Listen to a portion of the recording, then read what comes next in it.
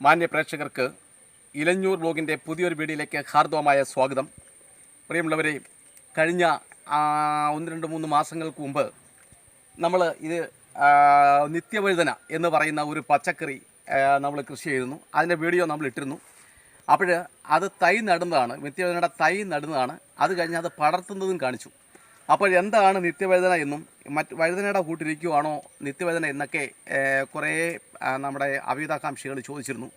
അപ്പോൾ അന്ന് ഞാൻ പറഞ്ഞു ഇതിൻ്റെ വിളവെടുക്കുന്നുണ്ടേ ഞാൻ വീഡിയോ ഇടാം എന്ന് പറഞ്ഞിരുന്നു.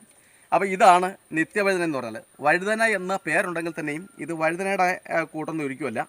നോക്കിയിട്ട് ഇതാണ് ഇതിൻ്റെ ആകൃതി എന്ന് പറഞ്ഞാൽ. അപ്പം ഇതിൻ്റെ എല്ലാ ഭാഗങ്ങളും, ഈ മാംസളമായ ഭാഗവും ഇതുമെല്ലാം നമുക്ക് ഭക്ഷ്യയോഗ്യമാണ്. നമ്മൾ പ്രധാനമായിട്ട് മെഴുക്കുപുരട്ടി ഉണ്ടാക്കാനും അതുപോലെ തന്നെ തോരൻ ഉണ്ടാക്കാനുമാണ് ഇത് ഉപയോഗിക്കുന്നത്. വളരെ സ്വാദിഷ്ടമാണ്. ഇതിൻ്റെ രുചി നമ്മൾ അനുഭവിച്ചറിഞ്ഞെങ്കിലേ പറ്റത്തുള്ളൂ. അപ്പോൾ ഇതിൻ്റെ നടീൽ വസ്തു എന്ന് പറയുമ്പോൾ ഇത് പഴുത്ത് പാകമാവുന്നുണ്ടെങ്കിൽ ഇതിനകത്ത് വിത്തുണ്ട്. ഈ വിത്താണ് ഇതിൻ്റെ നടീൽ വസ്തു എന്ന് പറയുന്നത്. ഇതിൻ്റെ ഏറ്റവും വലിയ ഒരു പ്രത്യേകത എന്ന് പറഞ്ഞാൽ നിത്യവഴുതനയ്ക്ക് നമ്മൾ പ്രത്യേകിച്ച് യാതൊരു വളവും ചെയ്യേണ്ട. ഇപ്പോൾ ഇത് നട്ട് ഇപ്പോൾ കായ്ഫലമായി, ഇനി ഒരുപാട് കായ്കൾ ഇതിനകത്ത് പറിക്കാൻ നിൽപ്പുണ്ട്. ഇതിന് യാതൊരു വളവും നമ്മൾ ചെയ്യുന്നില്ല. കാരണം നമ്മൾ ഇടുന്നത് വെച്ചാൽ ആകെക്കൂടി നമ്മൾ ഇടുന്നത് വെച്ചാൽ ചുവടി നോക്കിയാട്ടെ കുറച്ച് വാഴയുടെ പോളയൊക്കെ കൊണ്ടിടും, പിന്നെ കുറച്ച് പച്ചത്തോൽ ഒടിച്ചിടും. ഇത്രയും നമ്മൾ ചെയ്യുന്നുള്ളൂ. പിന്നെ കോഴി ചതയാതെ കുറേ ഓലയൊക്കെ എടുത്തും ഇത്രയും നമ്മൾ ചെയ്യുന്നുള്ളൂ. അപ്പം ഏതൊരാൾക്കും നമ്മുടെ മുറ്റത്ത് ഗ്രോ ബാഗിലോ ചാക്കിലോ കുറച്ച് മണ്ണിട്ടിട്ട് അവിടെയോ ഒക്കെ ഇതേപോലെ ഒരു നിത്യവഴുതന നമുക്ക് നട്ടുപിടിപ്പിക്കാൻ സാധിക്കും. പ്രത്യേകിച്ച് നമ്മുടെ ഈ സ്കൂളിലൊക്കെ പഠിക്കുന്ന കുഞ്ഞുങ്ങളൊക്കെ ഉണ്ടെങ്കിൽ അവർക്ക് ഉച്ചഭക്ഷണം കൊടുത്തയക്കാൻ എളുപ്പത്തിൽ തയ്യാറാക്കാൻ പറ്റുന്ന ഒരു വിഭവമാക്കി മാറ്റാൻ പറ്റുന്നതാണ് ഈ നിത്യവഴുതന എന്ന് പറഞ്ഞാൽ. അപ്പോൾ ഈ നിത്യവഴുതന എന്ന് പറയുമ്പോൾ ഇതിൻ്റെ ഏറ്റവും വലിയൊരു ഗുണമെന്ന് പറഞ്ഞാൽ ഇതിന് രോഗകീടബാധകൾ ഉണ്ടാവത്തില്ല എന്നുള്ളതാണ്. യാതൊരു വിധത്തിലുള്ള രോഗകീടബാധകളും ഉണ്ടാവത്തില്ല.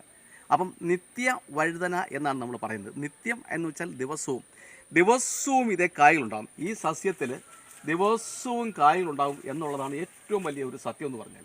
അപ്പം ദിവസവും കായ്കളുണ്ടാകുന്നതുകൊണ്ട് ഒരു 3 ദിവസം കൂടുന്നുണ്ടെങ്കിൽ നമുക്കിത് പറിക്കാം. ഇത് പലതവണ ഞാനിത് പറിച്ചിട്ടുണ്ട്.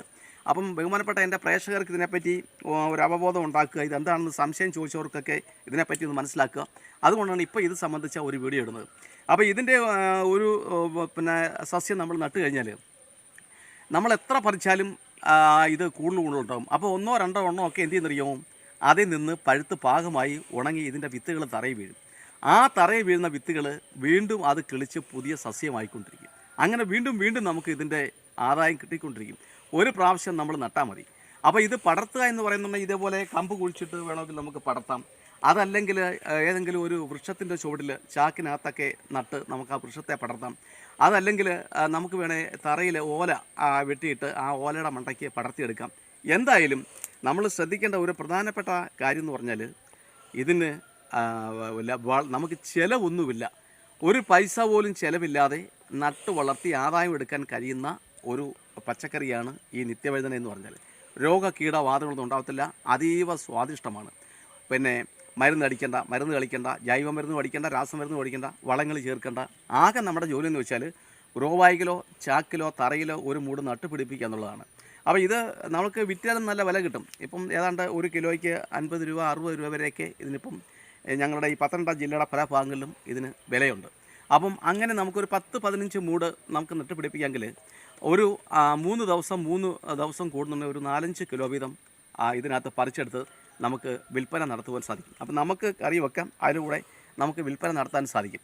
അപ്പോൾ ഇത് ഒരുപാട് മൂപ്പെത്തുന്നതിന് മുമ്പ് വേണം നമ്മളിത് പറിക്കാൻ. ഒരുപാട് മൂപ്പെത്തിക്കഴിഞ്ഞാൽ ഇതിനകത്തുള്ള ഈ അരി നമുക്ക് പിന്നെ ഭക്ഷ്യയോഗ്യമായിരിക്കത്തില്ല. പിന്നെ അങ്ങനെ മൂപ്പെത്തുവാണെങ്കിൽ ഇത് പൊളത്തി ആ അരി എടുത്ത് കുരു എടുത്താൽ കളഞ്ഞതിന് ശേഷം മാത്രമേ നമ്മളിത് വെഴുക്കുവരട്ടിയോ തോരനെ വെക്കാവൂ. അപ്പോൾ ഈ പരുവത്തിൽ നമ്മൾ പറിച്ചെടുക്കേണ്ടതാണ് ഉത്തമം. ഈ പരുവത്തിൽ നമ്മൾ പറിച്ചെടുക്കണം. അപ്പം നമുക്ക് ഇതിൻ്റെ എല്ലാം ഭക്ഷ്യയോഗ്യമാണ്. ഇത് ഭക്ഷ്യയോഗ്യമാണ്. അപ്പോൾ ഇതിനിപ്പോൾ ഇത്രയും നീളമുണ്ട്. പക്ഷേ ഇതിൻ്റെ പകുതി മാത്രം നീളമുള്ള നിത്യവഴുതന നമ്മുടെ നിലവിലുണ്ട്. രണ്ടിനും ഒരേ ഗുണങ്ങളാണ്. അതുപോലെ തന്നെ രണ്ടിനും ഒരേ തരത്തിലുള്ള വളർച്ചയും അതുപോലെ തന്നെ പരിചരണവും ഒക്കെ ഒരുപോലെ മതി. പറയത്തക്ക യാതൊരു പരിചരണവും നിത്യവഴുതനയ്ക്ക് നമ്മൾ ചെയ്യേണ്ട കാര്യമില്ല. ഞാൻ ഈ പച്ചക്കറികൾ, നിത്യവഴുതന ഉൾപ്പെടെയുള്ള പച്ചക്കറികൾ ഞാൻ സ്വന്തമായിട്ട് ഉൽപ്പാദിപ്പിച്ച് എൻ്റെ ആവശ്യം അതുപോലെ തന്നെ തൊട്ടടുത്ത അഭ്യുതാകാംക്ഷികൾക്കൊക്കെ ഞാൻ കൊടുക്കാറുണ്ട്. അതുപോലെ തന്നെ വിത്തുമൊക്കെ കൊടുത്തതിന് ശേഷം നിങ്ങൾ ഇതുപോലെ ചെയ്യണമെന്നും വളരെ എളുപ്പത്തിൽ നമ്മൾ ചെയ്യാൻ കഴിയുമെന്നൊക്കെ ഞാനിത് കാണിച്ചു കൊടുക്കാറുണ്ട്.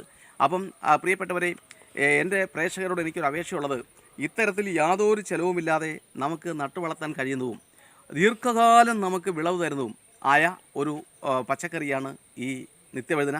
നമ്മളാകെ ചെയ്യേണ്ടത് മഴയില്ലാത്ത ദിവസങ്ങളിൽ ഒരു 2-3 ദിവസം കൂടുന്നുണ്ടെങ്കിൽ അതിൻ്റെ ചുവട് നന്നായി ഒന്ന് നനച്ചു കൊടുത്താൽ മാത്രം മതി. അത് വീണ്ടും ഇങ്ങനെ പടർന്ന് വരും. ഇത് പോകുന്നുണ്ടെങ്കിൽ ഇതിൻ്റെ അരി എവിടെയെങ്കിലും ഈ ഭാഗത്ത് വീട് കിടന്ന് വീണ്ടും അത് കിളിച്ച് വന്ന് നമുക്ക് ആദായം കിട്ടിക്കൊണ്ടിരിക്കും.